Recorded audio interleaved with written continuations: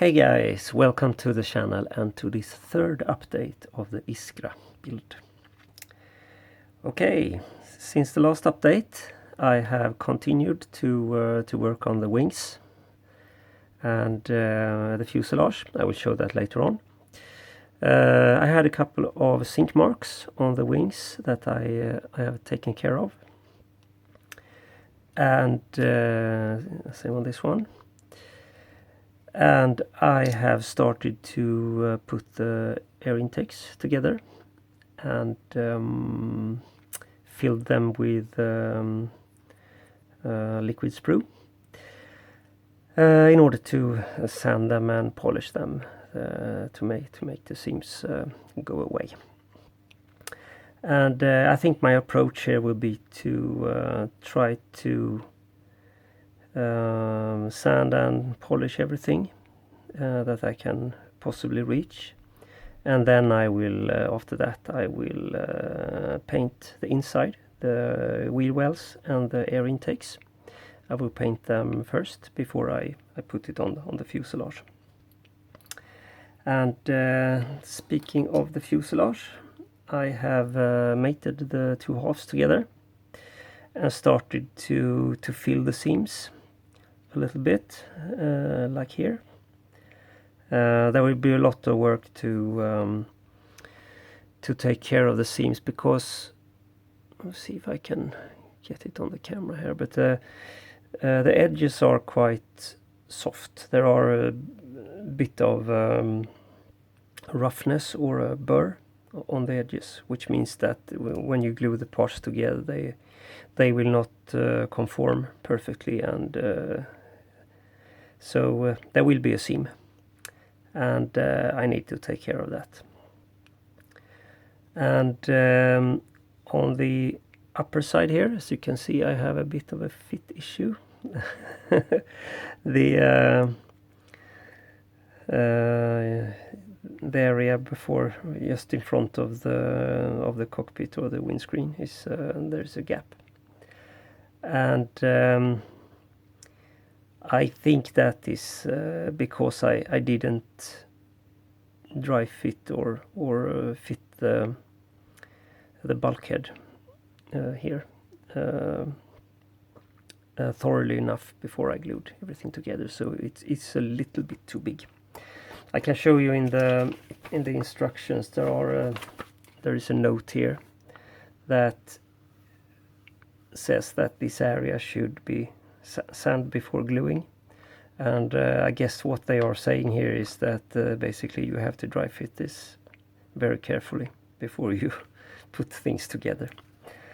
And obviously I didn't do that enough, or I didn't be enough thorough with that. So, but I will take care of that, because when I tested with the windscreen, I actually found out that the seams doesn't look too bad. So I think this will, I can get this to work without too much sanding and issues. Finally, I had a case of quite bad warping of the horizontal stabilizers, and so I had to dip it in hot water and bend it into the correct shape. But I think it's okay now, so that will be fine. So if I should conclude this, I would say that the working with the cockpit and the interior was a sort of walk in the park. No big issues really. And now the kit is starting to show its true colors.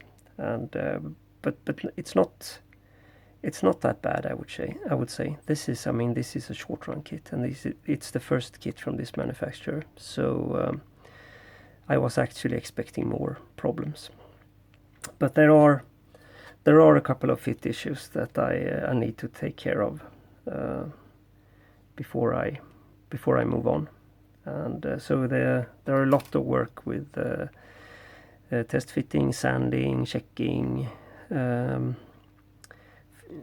adding filler, sanding and polishing, and possibly also some rescribing. But I hope I can avoid that as much as possible. So there is a little bit of work ahead of me, and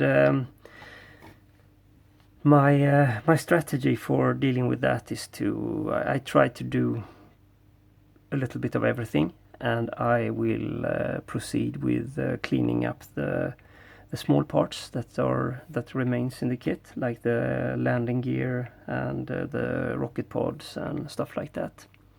So I sort of switch between different tasks just to not lose patience or interest, and start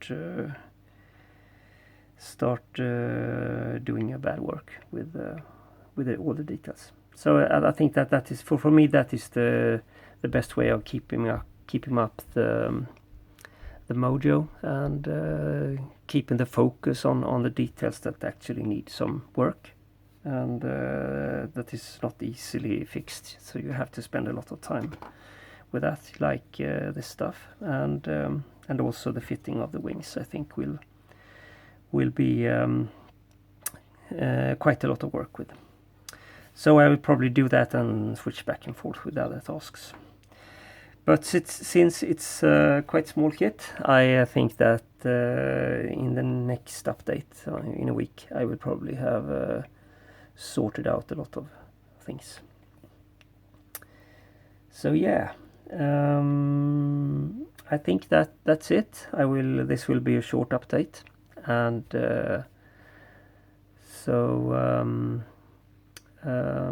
yeah. Thank you for watching, and I will see you in the next update. Goodbye.